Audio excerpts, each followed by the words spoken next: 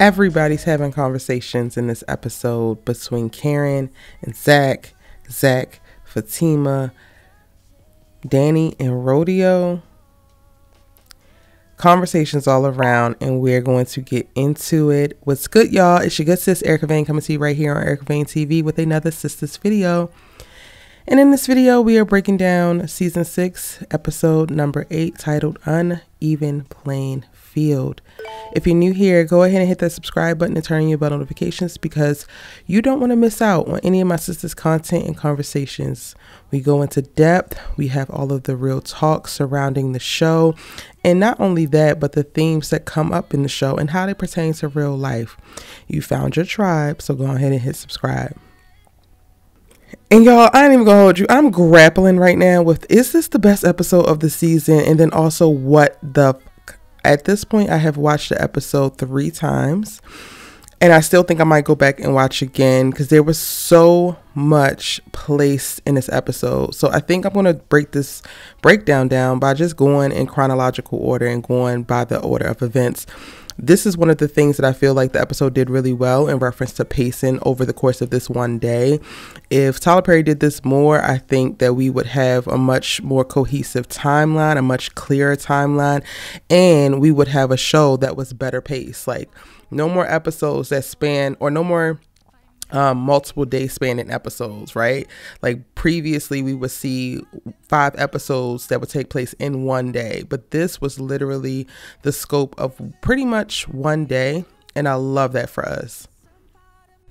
Before we jump into this video, I have to let you know that this video was created during the 2023 WGA and SAG-AFTRA strikes. Without the labor of the writers and actors currently on strike, the series being covered here wouldn't exist.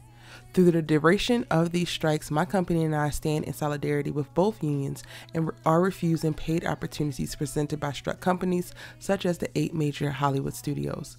Content created on Erica Vane platforms are independent of any struck company and not created in promotion of said company. Articles, videos, and audio posts are created in critique of the media in support of the artists who created it.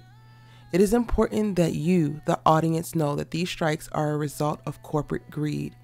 The writers and actors have been victimized by major studios for quite some time, and the time is now to demand fair pay and working conditions, standardized practices across streaming business models, and other terms that will ensure the pipeline for new aspiring creatives remains open and viable for years to come. At this time, neither union is calling for a boycott of any television or film content. If you would like to support either or both unions, consider donating to strike funds, walking local picket lines, and using your social media platform to amplify messages delivered daily by union members and leaders. Links to official websites and more information can be found in the description box down below. Videos explaining both strikes and continual strike news can be found on Erica Vane TV. Now let's get into it.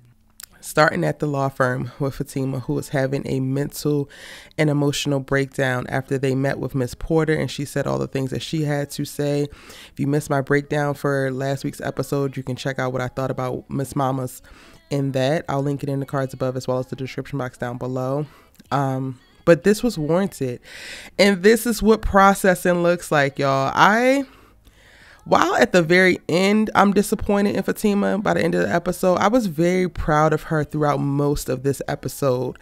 This is what processing looks like. This is what confronting your looks like. This is what allowing yourself to be vulnerable and to feel, and then to process said feelings so that you can move accordingly, whatever that looks like. There is no right or wrong. Specifically in this circumstance, while I wasn't necessarily a fan of her, centering herself around Zach's response and like, oh, I was dismissed and abandoned, because I don't feel like that. I feel like with a different perspective, with a different set of circumstances, with a different history within their relationship, this could have went a complete and utter different way. But because he has a track record with her of just making certain decisions and putting her in compromising positions, this just made this situation look a lot worse. With all that said, I've always said that her feelings are valid. I understand how she got to the point that she was at with the feelings that she had. And I believe that at the top of this episode, we're really just seeing her breaking point. And it's beautiful to see, not because I want a Black woman crying in her office or her place of work and losing it, but it's beautiful to see someone really, really in touch with their feelings, really, really finally, like, not repressing and excusing and just creating other circumstances that are preventing her from dealing with whatever it is as it is. So often in a relationship, because Fatima is trying to work with Zach and trying to give Zach grace and trying to create a space for them to have the relationship that she hopes to have, I think that she has excused away a lot of things. And to see her finally arrive at a point where she's like, I'm tired, I'm exhausted. You should be, mama. You have been putting in work nonstop from the moment you knocked Zach's ass off that bike. You should be tired. You have not stopped running, and not running away, but running in this race towards the goal of happy, healthy relationship with a partner who has not been carrying his weight. He has not been carrying his weight emotionally. He has not been carrying his weight mentally. He has not been carrying his weight spiritually. So your ass is drained. And I'm so glad that you're finally admitting it, because once we get to a place of self-awareness, then we can be accountable to it. Then we can be accountable to ourselves, and we can make better decisions that center us and not center that other person. Regardless of how much you love somebody, you have to be able to take care of you first. And I was watching Fatima in this first scene and like seeing her cry and break down, and it really just felt like she was having a breakthrough to fully understand that she has to take care of herself. She's had moments and she's walked out on a relationship, and she said, you know, she's taken a ring off once before, and she's told Zach that, you know, she's not running as self-care, but she always came back immediately. She never really addressed things fully. And it's like in this moment, she's just like, no, literally enough is enough. And there is nothing wrong with these points. These points are pivotal to our growth and development. These points are pivotal to us cultivating healthy relationships. These points are pivotal for us to find boundaries with those that we believe to love and say that we love, so that they can get to a point where we can communicate, and then they can get to a point where they love us how we need to be loved, and specifically better. So I was so very proud. Now, what I wasn't necessarily proud of is Andi's response. And it's like, I don't even know how at this point my opinions of Andi continue to drop, because I really thought I was in the basement, but now we're like literally going to hell with what I think in reference to, or what I expect from Andi. I'm hopeful for her. Like, I literally just want to pray for the Andi character, because Miss Mama's, I don't get it, but the good thing about her interaction with Fatima in this moment is she is very supportive, and she's very nurturing and caring in the space that Fatima needs it, right? Like, she's trying to support her through this. She's trying to stop her from making any rash decisions and want her to fully think. And I think that this is what helps Fatima to process. So the questions that Andi asked and the things that she said help Fatima to process and get to a place where she's like very clear. So I appreciate her for that. But Andi, you going and you talking about Fatima can't give up because Zach and her give you hope. Ma'am, you're hopeless. Who gives a fuck about giving you hope? And also, this is not about you. Like, that's the first thing I thought. I'm like, Andi, this is not about you. And your ass don't need no damn hope. You need hope that you need to stay in something toxic and make it work as best you can on your end while not having your emotional, spiritual, or mental needs met. That's what you want hope for? Because that's what is happening right now. Like, yes, Zach and Fatima look great aesthetically, and they have great sex, but aside from that, their relationship is damn lacking. And while in this episode, I gain a new perspective on Zach, and I'm starting to gain new respect for him and how he's moving. Shout out to therapy, because it's doing something for him. What you know at this given point is, girl, they have great sex and they look good. Be fucking for real, Andi. Because if that's what you need to aspire to, if that's all you need to hope for, then your ass is doomed. And we already knew that. But like, let's not say the loud part loudly, because that's what the hell you're doing. And then she goes on to say, you know, well, Miss Porter told us how there's not a lot of good men out there. So girl, we got to stay with what we got, because ain't many men out there. Well, girl, be by your damn self. Who gives a shit? Who wants to be in a relationship where you're miserable just so that you can say that you're in a relationship? Bitch, be miserable by yourself if you want to be miserable. But I doubt it. I doubt you will actually be miserable. You could literally be happy on your own or miserable in a relationship. And Andy's like, I'm going to choose misery every single time, Alex. Andi, you're a bird, bro. Like, I really told myself I was not going to read Andi for filth in this video because I do have compassion for her. I feel like Andi is a broken little girl in a business suit at her big age. And I am trying to process. And now I'm like reading more psychological journals and just trying to learn more about women who were particularly within the subset of Andi or Andi's mindset. Because while I feel bad for her, I am just like, I can't. Andi is just so male identified. Andi is so damn broken and abused and wounded, and she looks great, so people pass it off as if how she's operating, how she thinks is okay. Meanwhile, it's detrimental. Andi will never know peace or happiness because of how she thinks and how she moves. And nobody is saying anything about it. But we're going to come back to that, child, because Andi is a whole other case. I didn't actually enjoy those particular tidbits of her with Fatima. And I'm glad that Fatima stood the course, at least in that moment of like, girl, ain't nobody about to be in no relationship just miserable just so I can have somebody. What the hell? Who the hell does that? Oh, you do? Okay, fine. Well, you do that. That's good for you. But I'm going to keep it the fuck pushing. I gotta stop with all the cursing. Sorry, y'all. In this episode, this scene sets off the episodes. I am thoroughly enjoying Tyler Perry getting to the point at the top of the episodes. That also helps the episode's pacing. I think it sets a tone. And I think that this whole Andi and Fatima scene did that. The same thing happened last week with Zach and Aaron happening very early on. And it just works. It just really, really works. So the structure for the episode really, really worked. Okay, before I actually go on to the next thing that happened in the episode, I do want to go back and specifically highlight some things that was said in the conversation between Fatima and Andi. And the biggest thing I want to know is that Fatima mentioned, I guess I'm not the only one that's scared to be alone, before she left, ushering in this next scene between Andi and Gary. And I was like, okay, girl, so is that the tea? Were you here, or are you in this thing with Zach this entire time because more than you love him, you really are just afraid to be alone? And if so, that's definitely not something I'm going to demonize her for. I think it's something that's important to address, even if it's not true, but even to just bring up and to process and to get to the nitty gritty of like, is that the case or is it not the case? I think it's very important. So when I heard her say this in this moment, I was like, yo, that's like super powerful, because in all honesty, that's what Andi's doing. Andi is afraid to be alone. Girl, you're not with Gary because he has the most amazing sex that you ever had in your life. Maybe he is really great at sex, but that is not the only thing that's sustaining you and keeping you. And that is very seldom the case for anyone.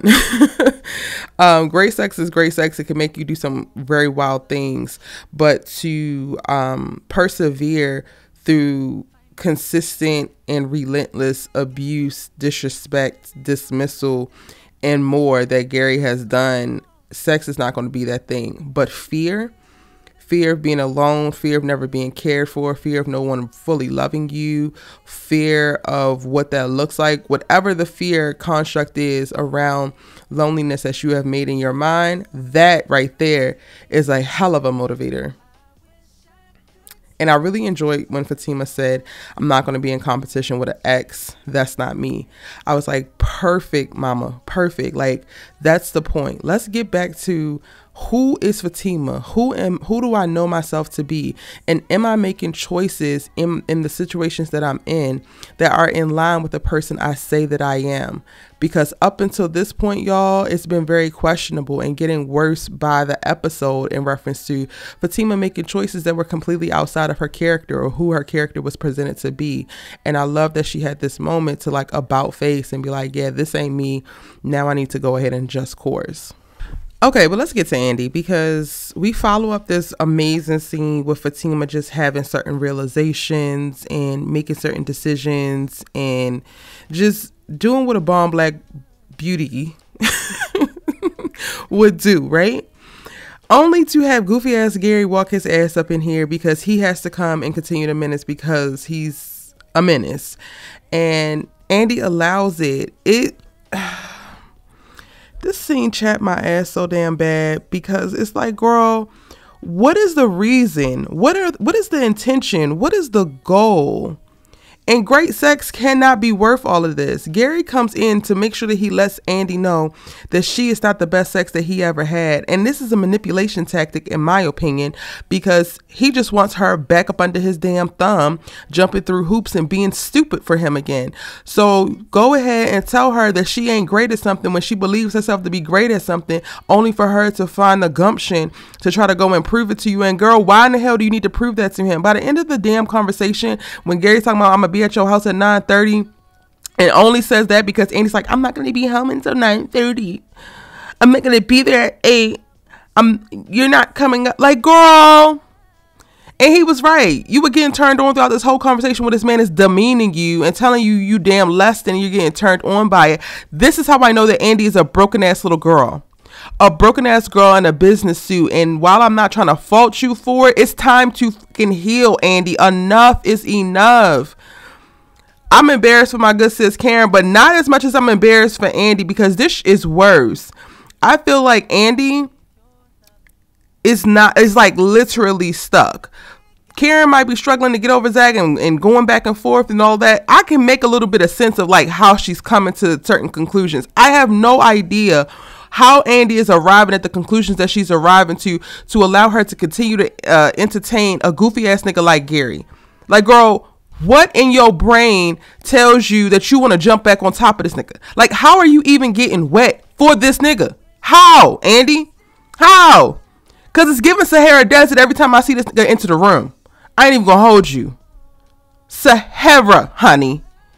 But you in there in the conference room, taking his little digs, taking all the shots, and then having the nerve to get turned on?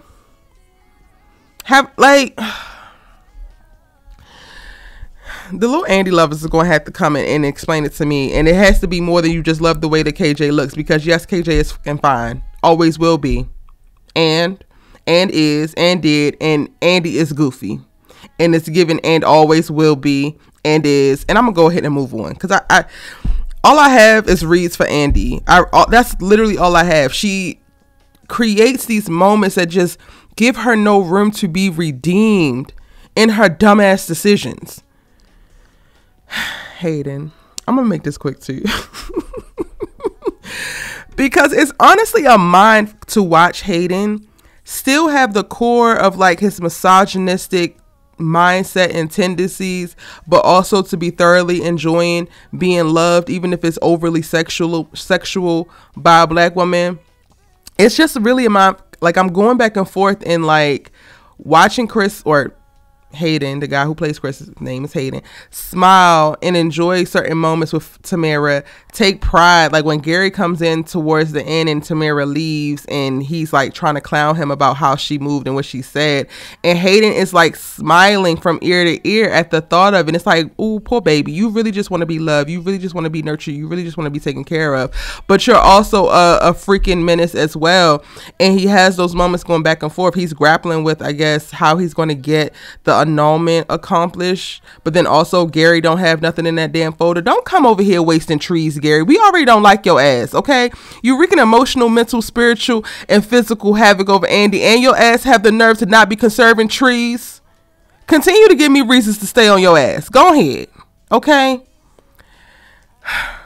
I think Tamara is going to outlast this 30 days, and basically Hayden has 30 days to actually get this thing annulled. After 30 days, it will wind up being a divorce, and he will probably owe her alimony, because what? They definitely ain't get no damn prenup. So that's what we're about to see play out in reference to Hayden's storyline with Tamara. But also, I'm like, while I know she came into this as a gold digger, aside from like wanting to financially come up, we're not necessarily seeing that she's like terrorizing his life or anything or ruining it. The girl is giving him amazing sex all the damn time. She's going home and she's cooking and she's cleaning. So also, why do you need out? Tamara, do you actually hate Hayden? Because I haven't actually heard that she hates him as a person. Like, I need a little bit more context before I start rooting against this and before I be like, Tamara, you're so wrong. I mean, Hayden gets what he gets because I don't like when men menace over women. But also, this is an opportunity for them to potentially be actually happy, even though they came together in unconventional circumstances. So I'm going to just give y'all that to think on. Now, Zach and Karen at this coffee shop. I don't know what it is about Zarin when they are calm and when they are vulnerable, honest, and supportive of one another, but inject that shit into my veins, because this scene, while I had secondhand embarrassment for my good sis, I was sopping it up with a biscuit, because the way that they look at each other, the way that they were speaking to each other, they were just so soft and gentle with one another. Even during the parts where somebody was saying something that the other person wasn't going to like or wasn't going to be receptive to. And I'm like, y'all, we made it to the promised land. Y'all can have civilized, mature conversations rooted in love and not necessarily agree, not necessarily be on the same page. Now, I'm glad that we got the full context for like why Karen's talking about, I want you to take me home and make love to me and be inside of me and all this other kind of stuff. It sounds a lot better in the episode than it did on the trailer. So I get it. But I also wish that she wouldn't have did it. It also gives begging. And honestly, y'all, I'm still processing how I feel about it, what I think about it. We're going live tonight. Because we weren't able to go live last night for our Sistas Keeper. So if you want to catch me live, me and Allie live, talk about this and process it more, then be sure to tune in. And then I'll also link it in the description box so that you guys can catch the replay if you're watching this video after we actually do it. But my initial thoughts, right? They have this moment of going back down memory lane, and they're actually at the coffee shop that they had their second date at, and they literally talk about that. And I love getting additional context for what the Zach and Karen relationship was like before it got worse or toxic or like super, super bad, right? So I really, really enjoyed that. However, it's clear that that's a setup. Like, y'all going back down memory lane when y'all supposed to be talking about putting this damn salon back together. Zach is just literally needing to cut the check. We don't actually need to have y'all looking in each other's eyes longingly and doing this and doing that, because y'all are not there anymore. You're not together. Y'all have different partners, even though Karen's talking about some she ain't with Aaron, but Zach is very much so with Fatima. And I'm gonna come back to that maybe in another video. I'm gonna talk about Karen's response when it comes to Aaron, because I was kind of taken off guard by it, but that's not what we're here to talk about. So we have this, and it's a setup to that. And I thought that the way that Zach handled himself in these conversations was utterly beautiful. I have pretty much no notes.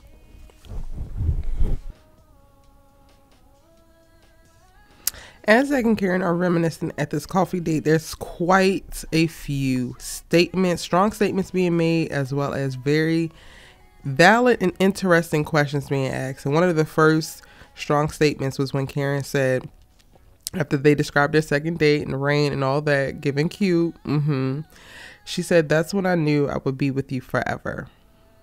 And it's like, y'all are not together. However, this statement in and of itself gives us a very good perspective into Karen's mind, and also into how she has been motivated throughout the last few seasons to either take Zach back or go after Zach, and her overall belief in that they are actually meant to be together.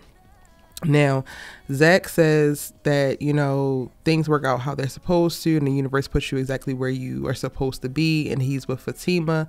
And this prompts Karen to ask, like, do you love me, or do you love her like you love me? And Zach responds that the love is different, and he can't possibly, because they're two different people. Karen goes on to say, well, do you love her as much as you love me? And Zach says, he doesn't fully answer or give a yes or no, but he does say it's different, but it's a whole lot of love. And I thought that this was interesting in just the choice of words, because while we are definitely getting a definitive, like, Zach wants to be with Fatima, Zach is with Fatima, Zach has plans to marry Fatima, in this moment, it also speaks to the fact that this is a moment that things could change the same way that they changed in the favor of him pursuing a relationship with Fatima, when he at one point could not see his life without Karen. And honestly, y'all, this also means that in some way, in some world, things could change back, at least for me in listening to this. But again, this is a moment for Fatima, and I think that Tyler Perry was very particular and specific in the choice of words that he had here, because he did not fully cut this off in this way. But this doesn't mean that I want Karen to take it like, oh, girl, there's still hope. Because in my opinion, after watching this entire episode, and of course some of the things leading up to it, is that if Zach and Karen are actually supposed to be together and are actually in game, then she still has to release him in this season. If Zach and Fatima don't work out, it needs to not work out because they just didn't work out. Not because you inserted yourself, not because you were constantly reminding him of the love that y'all had, not because you fought for him. If you want Zach back, or if you want Zach to come back, it needs to be Zach coming back on his own. Coming back better than ever on his own. And just by this episode alone, or not this episode, because this last episode as well, we can see that the therapy that Zach speaks about in reference to going, and we'll see that next month when season 2B of Fatima starts to premiere on BET Plus.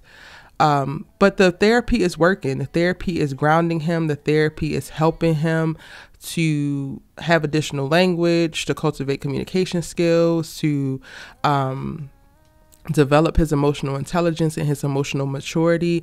And it's like, Karen, girl, if this man comes back to you, or if y'all are actually meant to be together, let whatever is supposed to happen in this season of his life continue to happen, because it's working.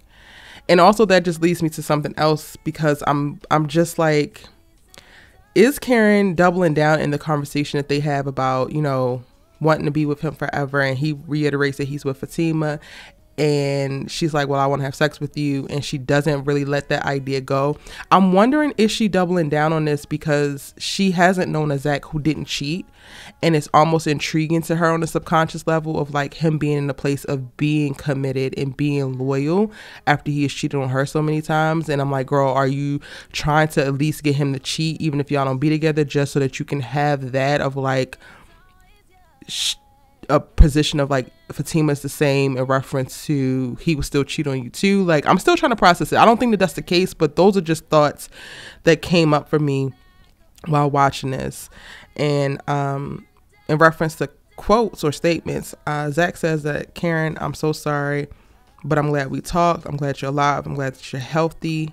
I'm with Fatima, and I'm going to get married and have a family. And this kind of feels like it should have been a dig or like a dagger, or she probably took it like that. But I feel like this is the most healthy way to establish very clear boundaries and intentions. So I actually enjoy Zach saying it. And the thing that kind of confused me, but it's really Tyler Perry trying to be a little bit elusive and trying to set up what he had planned, because Karen doesn't really hear that boundary set, and it's like, I'm going to go home and I'm going to leave the door open for you. And Zach responds, you're going to let the wrong person in, which winds up being the truth, because not only the girls have keys to her house, so they was going to come in regardless, but not only did the girls come in unwanted and unwelcome in that moment, but Fatima walks in Zach's place. And that's kind of, I guess, like foreshadowing for that. I don't know. I enjoyed the conversation between Zach and Karen, but it also made me very, very stressed and anxious for Karen in the space that she's in. I hate that she's going back down this road. But one thing I will say is that this is very real. Healing after a relationship or after a breakup is not a linear process. It's not that that you wake up and you flip a switch and then you're immediately over somebody. And then when you add a traumatic instance like a near-death experience to it, it just makes things even more complicated and more nuanced. Do I think that Karen is embarrassing herself? Yes. Do I think that Karen is reading desperate in this moment? Yes. However, I don't think that women who go through this and show up in the way that she is in this particular moment are like discardable and like, let's write her off forever like so many people are doing. But again, I've already talked about how y'all just want to hate Karen so bad, so that's between y'all and God. I'ma still rock for her. If I was her friend sitting across from her, I would be telling her how foolish this is. I would be telling her how it looks. I would be telling her that, girl, if this man is meant to come back to you, then let him. You cannot force this. But that's just me. And I need to try to process my feelings around Andi versus Karen, because Andi's doing embarrassing things all the damn time, and maybe because Gary is literally a horrible human being, and Zach is not a horrible human being. He is a boy who keeps doing dumb and is trying his best and just now starting to turn a corner. Yeah, that's what I'm going to leave it at, because Andi is still a hell no for me. Now, what else happened in this episode? The only other important conversation that went down in this episode is Zach and Fatima. And again, I really, really appreciated the conversation. I thought that they were very honest and open with one another. I'm glad Fatima communicated exactly where she was and how she felt.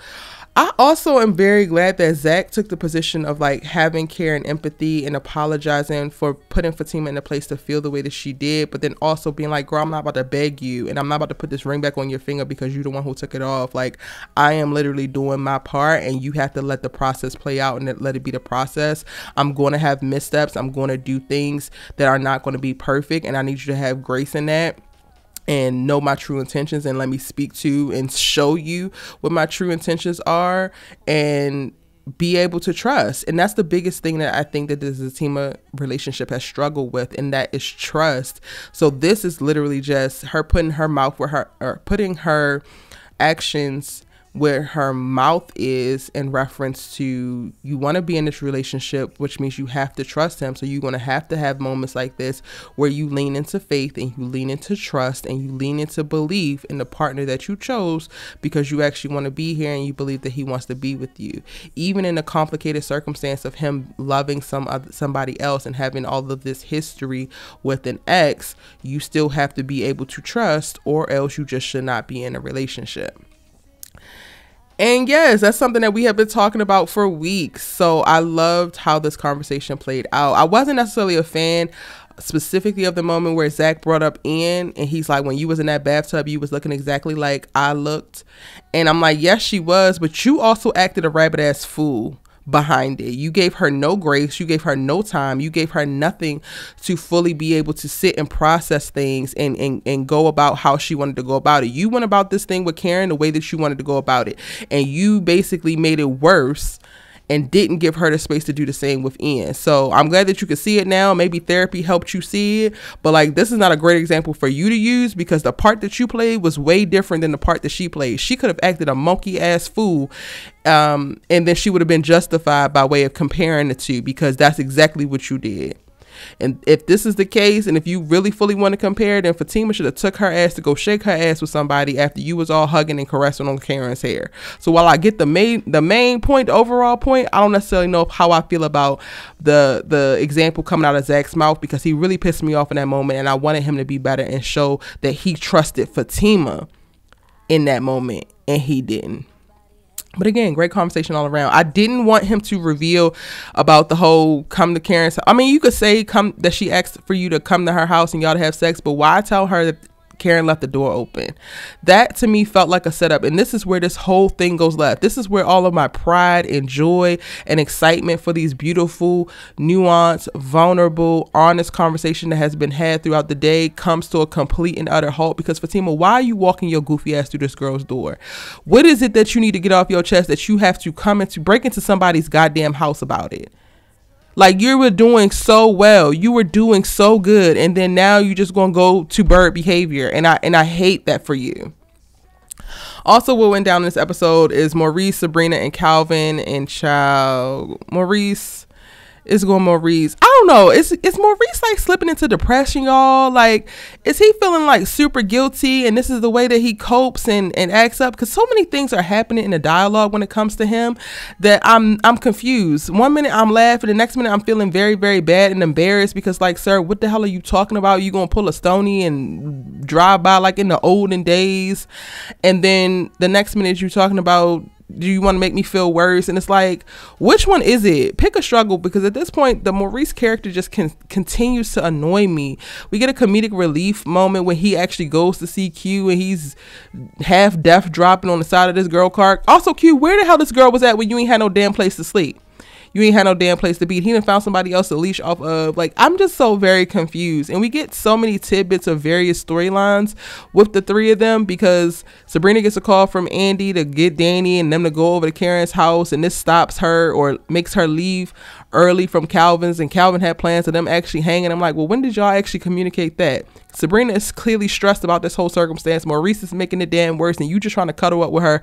But before she goes, oh, you gonna go hang with that nigga? Like, sir, It's just too much. I need Tyler Perry to sift through what's the priorities when it comes to these 3 characters and pick 2 things and focus on that, because I cannot keep up with all of the things that are happening in these very insignificant storylines. Like, I hate this for these characters. I really, truly do.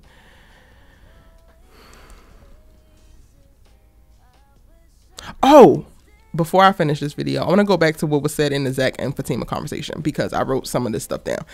And Zach says, is it about you being humiliated, or is it about you really believing that I want to be with her? And Fatima basically responds, both. And I was like, yo, this is some powerful stuff, and calling a thing, because that's the tea. Like, the biggest thing about this is, like, you made this about you and you felt humiliated, but you didn't need to be humiliated in that moment. The same way that Andi could have been, the same way that Fatima was coddling Andi and consoling Andi, she could have walked over and rubbed Zach's back, and that would have brought him back to the moment of like, oh, Fatima's here. Because, you know, he was kind of moving like he didn't really even fully register or realize it. And like, had he discarded you, then I'm like, okay, cool, we could say that. But like, he was moving autonomously, and it's almost like you in the haze, and you had a chance to bring him back to the moment, or let him know like, yo, I'm here for you as your partner, and I understand how crazy this is, and you didn't. And now you're humiliated by it, but you humiliated in front of a bunch of people who got a bunch of shit going on in their life too. So these people can't judge you, girl. Who cares? So I really, really enjoyed that. I feel like that was one of the strongest things. Aside from Zach asking for grace and like just being open and honest and talking about therapy, this was the next thing of like, yo, I'm really glad that this was said. I'm really glad that this was pointed out. He also went on to say like, I didn't know how to act, but I can promise you I'm not going to sleep with nobody else, and I'm not begging you no more. And again, just not really any notes, Zach. You did the damn thing in this episode. I'm very proud of you, Zachary. Now I'm about to turn a corner, and are we getting fully back on Zachary's scene? Maybe. All right, y'all, this video is already way too damn long. I hope that y'all join me for the live or catch the replay, and drop your comments for that video as well as this one in the comment section down below so that we can keep the conversation going. Shout out to Tyler Perry. I'm thinking that this might have been one of the best episodes of this season thus far, which makes me excited for the rest of it. I'm your good sis, you love to talk TV with, and I'll see you in the preview video for next week's episode.